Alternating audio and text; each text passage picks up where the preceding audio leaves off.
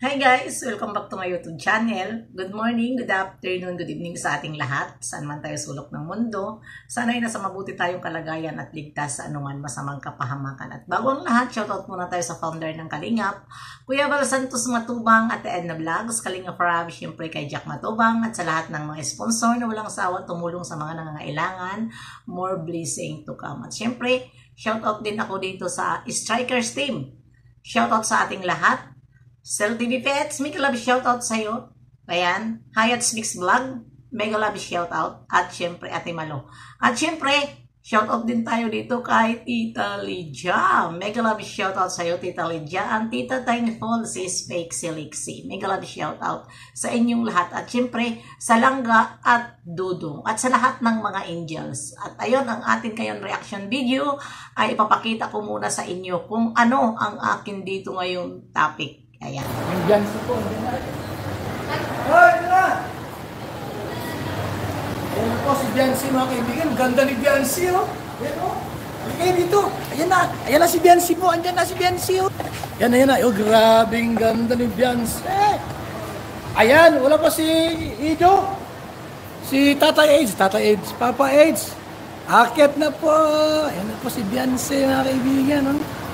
Ang AIDS, eh.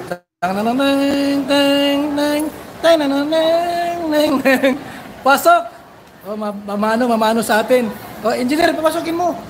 Yan na po mga kalingap. Oops, tama na muna. Umaya na tayo. Pasok na. Yan si... Ha? Nandiyan na si Joy. Ayan ang topic natin ngayon. Di ba? Nakita nyo. Ayan, ano? At talaga naman, napahanga si Kuya Val. At ngayon lang ako dito ngayon magsasalita, ano?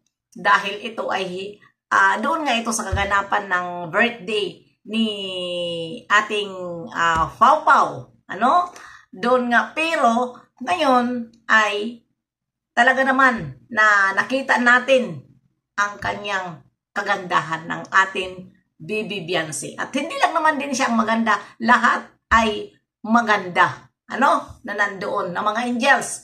Pero, syempre, magre-reaction ako dito dahil ito nga si Kuya Val ay humanga nga ito sa kagandahan ni Bibi Biancy. At ayan na nga, sa kanya na ang lahat. Sa paglakad pa lang ay marunong na maglakad. Parang ito si Bibi Biancy ay sanay na ito makipaglaban sa mga beauty contest na sa paglakad pa lang ay pormang-porma na ang kanyang paglakad. At ito nga, hindi nga nakukuha sa kanya yung pagmano. Ano? Pagmano sa nakakatanda sa kanya. At talaga naman na ito ay sobrang respeto dito kay Kuya Val. At ayan na nga, tuwang-tuwa si Kuya Val sa lahat ng umattend ng kaarawan sa kanyang minamahal na bunso, si Pau Pau, ano? At kita naman natin kung paano si Kuya Val sumaya at sa pagdating ni Bibi Biancy ay ito ay kanya pa isinundo, ano? Dalawa sila ni Engineer Agol ay talaga naman na pinasundo niya doon at doon siya, nakita natin na humanga siya at sabi pa niya man, andito na si Bibi Biancy. Si Biancy andito na, si Edsy andito na. At ayan, nakita nga natin, ano, at unang dungaw, nag-bliss siya kay Kuya Val at pagpasok niya, talaga lang naman na ito si Bibi Biancy ay ang unang hinanap niya ay si Joy. Ano? At ito siguro ay magkaibigan. Sabi ko na sa inyo na kayong mga basher, hindi man makakita ang isang angels na binabas nyo, ang isang angels nanonood yun. At syempre, sasabihin na, nabas na tayo doon. Diba? Yun. Pero, no, ang kanyang aura. Grabe, ano? Grabe talaga ang aura ni Bibi Biancy. At may nagsabi pa na binunggahan pa daw ni Bibi Biancy ang nag-birthday. No! Hindi yun binunggahan. Hindi yun binunggahan ni Bibi Biancy ang nag-birthday. Talaga lang, yung suot niya ay pang-party. Talaga, ang suot niya. Dahil hindi naman kayo, mga tawag nito, inosente. Hindi kayo mga inosente na hindi nyo alam kung ano ang mga kasuotan sa may mga party. Talaga lang, nagdi-dress tayo niyan. At, syempre, naman, alangan naman tayo magmukhang doon na imbitado tayo. At syempre, nakikilala siya sa karamihan at ipapakita niya sa atin na ganun talaga siya ang kanyang kasuotan na maganda. Diba? Para naman marami din humanga sa kanya. Ayan, pwede na tayo ngayon magsalita sa mga kagandahan nila o sino-sino pa man ang ating reaksyonan dahil ito ay hindi na birthday. Hindi na doon sa live ni Kuya Val. At talaga naman, totoo naman talaga na ito si Bibi Biancy ay maganda talaga. Sa mga lahat na mga damit na isusuot niya, sa mga legs pa lang, sa tindig ng katawan niya, ay Bibi Biancy talaga ang maganda. At syempre, ang iba pa dyan, magpapalugi ba ang iba? Diba?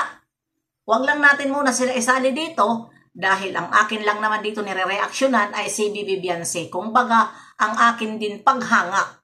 Sa akin lang.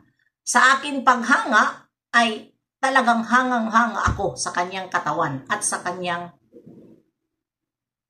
tindig at sa paglalakad niya na lakad talaga na medyo nakakaakit. Nakakaakit talaga. Nakakaakit kay Papa Eds. Diba? Ayan, doon sa paper dance ay siguro marami ang kinilig sa atin. Dahil nga ipinakita kung ano sila ka saya doon. At ayan, mga kandong-kandong, di ba? Nakakasaya. Natural lang yun dahil ganun talaga pagka may party na may mga palaro. Ganun talaga kung ano-anong klaseng mga palaro ang nakikita natin. Kaya huwag niyong sabihin na naman na mayroon naman kayo doon kayong mga basher na hindi mga kalingap, mayroon na naman kayong iniisip na hindi maganda. Pero sa amin, na mga kalingap, masaya po kami. Wala po kaming iniisip sa mga angel na masasamang gawain, kundi sila po ay nagpapatawa sa amin at nagpapaligaya sa aming mga viewer dito sa Kalingap.